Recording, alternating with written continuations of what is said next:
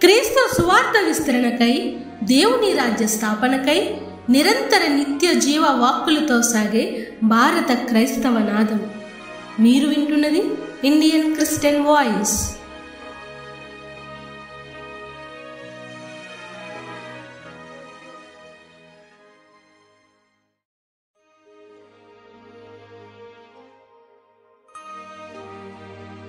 కెరటాలలో జలదానులు, పెనుగాలిలో అలవోకగా రహదారి అగుపింపజేసను. Indian Christian voice సమర్పిస్తున్న ఎడారిలో సెలయేర్లు, శ్రీమతి చార్లెస్ కౌమెన్ గారిచే రచించబడి డాక్టర్ జోబ్ సుదర్శన్ గారిచే తెలుగులో అనువదించబడిన ఈ చక్కని సంకలనం మీకోసం.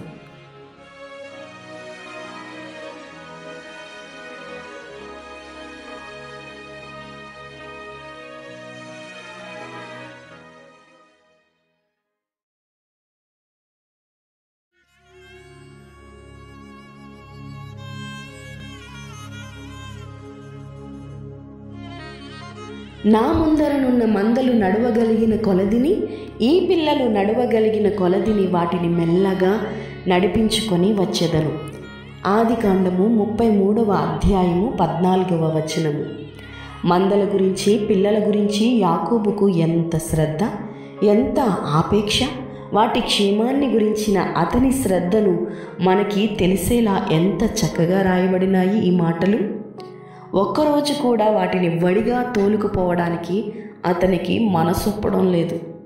బలవంతుడైన ఏసావు వెళ్ళినంత వేగంగా తన మందల్ని తోలడం ఇష్టం లేదు. ఆ మంద ఎంత వేగంగా వెళ్ళగలదో అంతకంటే ఎక్కువ వడిగా తోలకూడదు. ఒక రోజులో అవి ఎంత దూరం ప్రయాణం చేయగలవో అతనికి తెలుసు.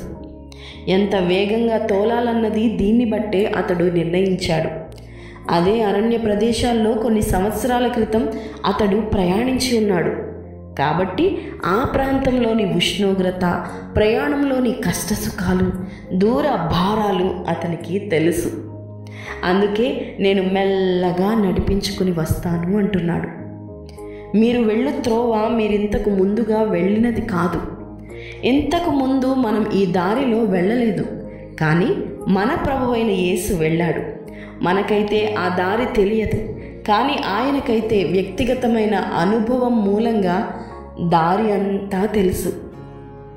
కాళ్ళు లాగేసే పల్లాలు, ఎదురు దెబ్బలు తగిలే కోసురాళ్ళు, నీడ అన్నది లేకుండా మైళ్ళ తరబడి ఎండలో మనం అలిసిపోయే ఎడారి దారులు, దారికడ్డంగా సడులు తిరుగుతూ ఉరకలేసే ప్రవాహాలు, వీటన్నిటి మీదుగా యేసు ప్రభువు ఇంతకు ముందు నడిచాడు.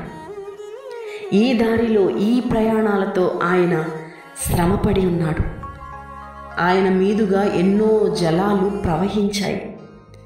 ఆయన ప్రేమ దాహం మాత్రం తీరలేదు. ఆయన అనుభవించిన శ్రమల వల్ల సరైన మార్గదర్శిగా మనం అంగీకరించడానికి ఆయన యోగ్యుడు. మనం నిర్మితమైన రీతి ఆయనకు తెలుసు. మనం మట్టితో చేయబడ్డామని ఆయన జ్ఞాపకం చేసుకుంటూనే ఉన్నాడు.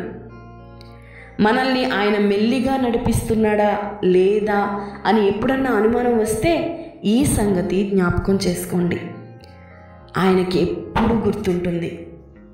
నీ పాదం వేయగల అడుగుల కంటే ఒక్క అడుగు కూడా ఎక్కువ వేయించడాయన.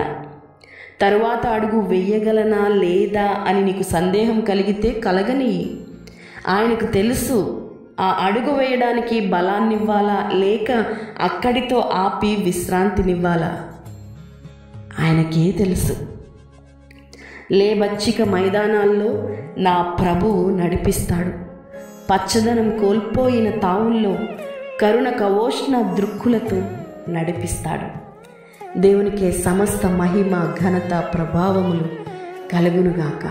ఆమేన్.